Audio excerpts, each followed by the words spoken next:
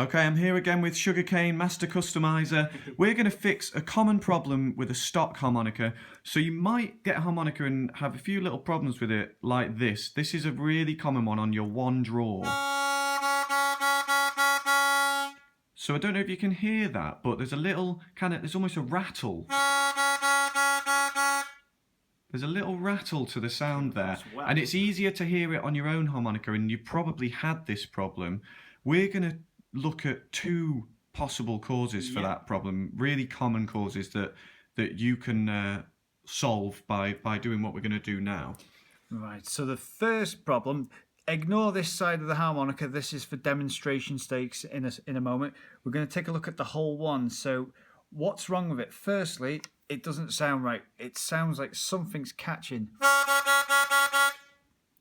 So what is catching? You can try plinking it. It seems to stop and not pass totally through. Yeah, it's not ringing out completely true, is it? It's a little bit like short. Yeah.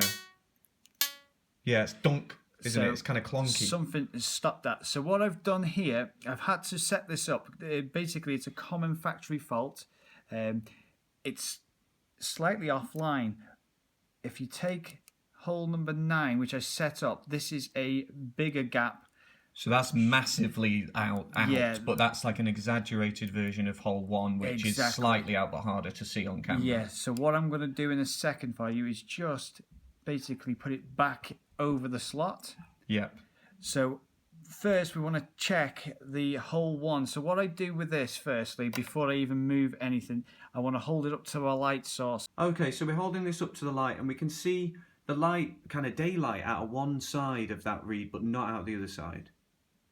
So that is possibly what's giving us that kind of rattly sound. So we're going to try and straighten that up so we get daylight out of both sides. So I'm going to come away and let you use your little tool. Yeah. So basically, I put my little tool on the rivet, and basically with minute pressure. You don't want to go too far because you'll do that. Yeah, way away. So we want to go really, really, like you've got to have quite a nice pressed thumb and skilled control just to line up. Gentle hand. And it's a bit of experimentation to find that sweet spot. Sometimes you've got to close one eye. It's better if you close one eye. I get the light source behind you. It's the only thing about not being in my workshop. I've usually got white lights surrounding me.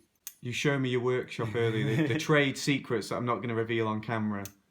It's very exciting. So, as you can see, the tip is now lined up. The tip is now totally passing through the slot or the channel, and it's allowing it to ring out. So the thing we're getting now, that, as you say, that ringing out sound of a free reed, when you're plinking that, when you're just kind of plucking it like that, rather than before it was sounding a bit dead. It was sounding like something was stopping it. So that was because the reed was off the chamber, the slot. Sorry, the reed slot's what the reed passes through. This little hole here is what a reed passes through. That's when we say reed slot, we mean that little hole. Now this one, if you go up close to that, Liam, this has got what you would call a reed burr. So can you just point to that burr? It's an exaggerated reed burr. So it's kind of, I described it before as sort of, it's almost like it's kind of chipped away almost. There's some just on the edge of that reed plate there. And you commonly find this on, basically, if you had the factory have sometimes lines where they've tuned, and the lines leave basically sandpaper marks is what I call them, but it's a chip. It's a chip in the metal. And the way to remedy this is to firstly observe how big they're quite big ones. I made them myself. But here's a nice little tip for you, razor blade people. Remove the reed out the way firstly. Okay. This is the sugar remedy.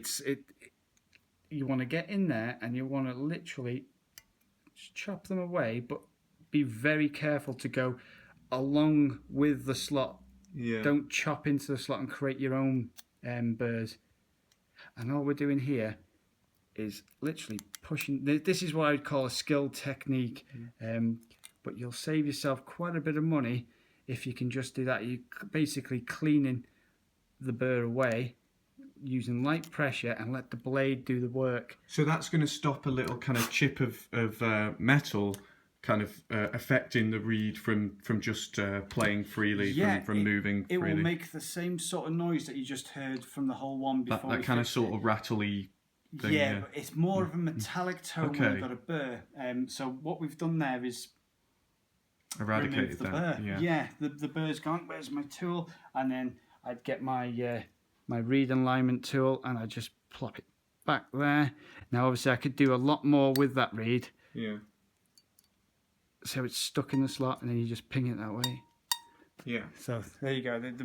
But if I had more time, obviously I'd go in there and I'd clean it up a lot better. But if you've got a razor blade, you can save yourself, well, a fair few quid just by simply shaving away the burr and creating a nice playing surface for the reed to slide through that slot. So that's how to solve a couple of common problems that will give you a reed that isn't sounding fully. So it may be that it's misaligned, it may be that there's that kind of chip or burr, as you called it, on the reed plate. So how to sort both those things out. Could also be food lodged in your hole too. Say some people spit a bit of food in there. If your hole 2 does start making a dull, duff sound or no sound at all, go inside again and plink the reed. Always plink. So that's kind of just plucking it, almost like just gently playing. Yeah, and that just frees any food debris that's stuck along. Yeah. Along the reed length. Don't eat and play. That's yeah.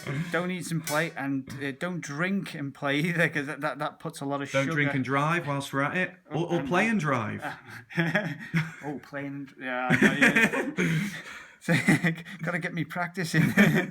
That's another common food debris. Always try and keep your harmonicas nice and clean. If your 2 drawers slightly sticking to something and it's not the reed alignment, it will be food. If it's got the metal tonality, it's a burr.